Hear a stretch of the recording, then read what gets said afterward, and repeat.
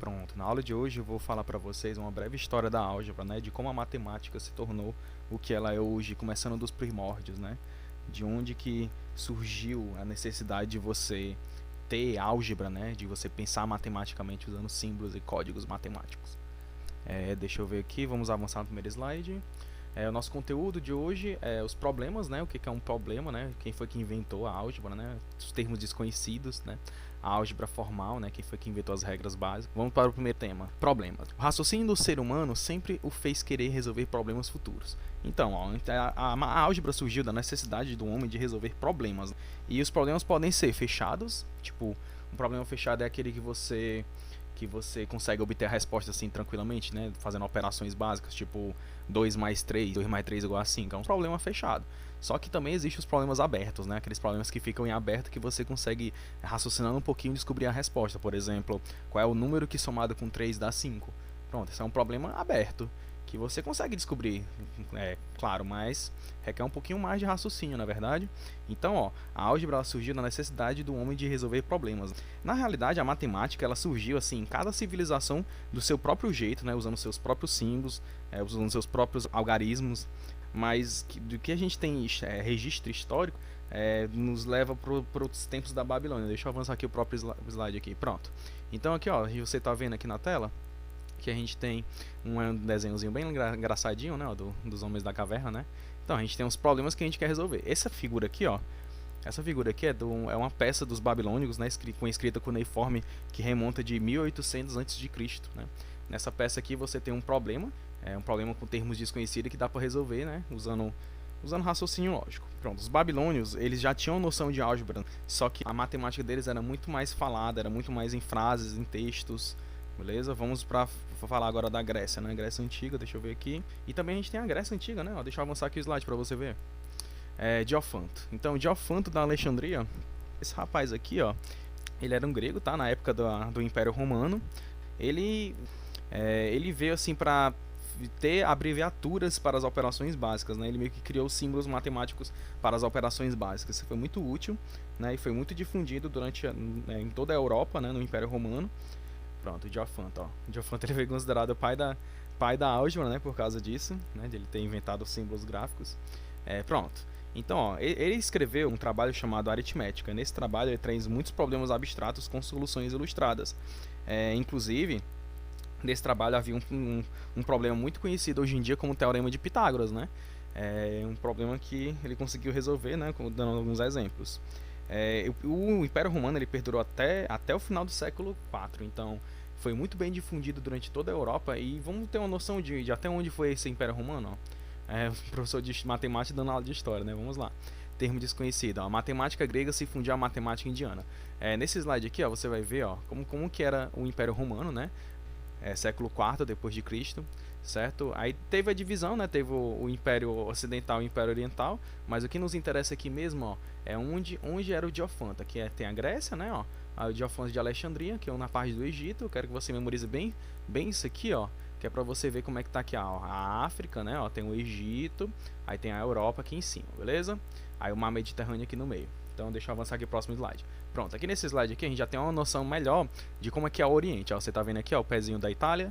Então, aqui a gente tem o Egito, certo? Você tá vendo que bem aqui tem a Pérsia, bem aqui no meio entre o Egito e a Índia, ó, a Índia bem aqui, aí tem a Pérsia, né? A Pérsia hoje em dia se chama Iraque, certo? Mas aqui a gente tem a Pérsia. Pronto, o que foi que aconteceu?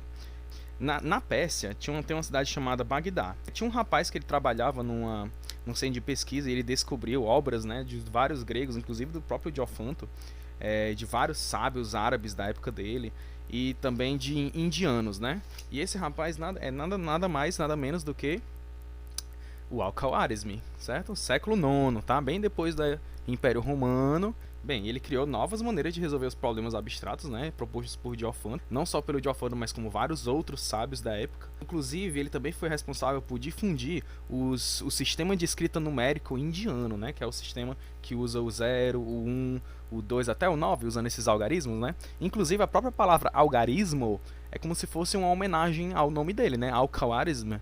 né? Quando ele difundiu esses algarismos na Europa, eles ficaram conhecidos como algarismos árabes, sendo que, na verdade, quem inventou esses algarismos foram os indianos, né? Ele meio que fez uma fusão de toda a matemática naquela região, né? Deixa eu botar aqui o slide. Ele fundiu toda a matemática dessa região, né, num trabalho muito mais conhecido. Ele escreveu um livro, deixa eu mostrar aqui pra vocês o livro, ó. O livro Álgebra. Esse livro aí, ele traz muitos métodos bem simplificados para resolver problemas mais abrangentes, muito mais abrangentes que o Diofanto tratava. Porque ele não só mostrava os problemas, como ele também os resolvia de uma maneira bem simples, usando inversão de operações.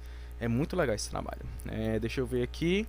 Vamos agora para a formalização da álgebra, né? Como que a matemática foi padronizada até os dias de hoje, beleza?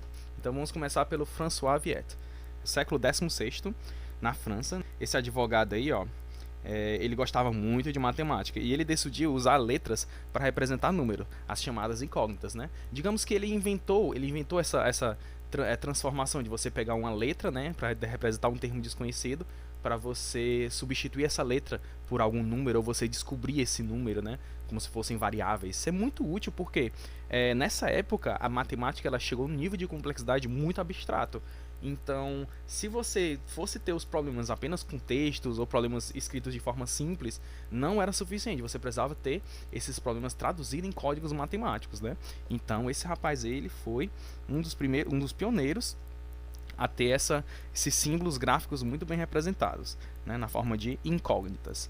Ele era muito bom em código, gente. Ele por exemplo, ó, durante a Guerra da França com a Espanha, ele conseguia decodificar as mensagens que eram interceptadas via de cartas, né, as cartas que os espanhóis enviavam, eles interceptavam e ele conseguia traduzir, ele conseguia decodificar essas cartas. Isso é incrível, gente. Isso é claro, como a gente conhece da Segunda Guerra Mundial, né?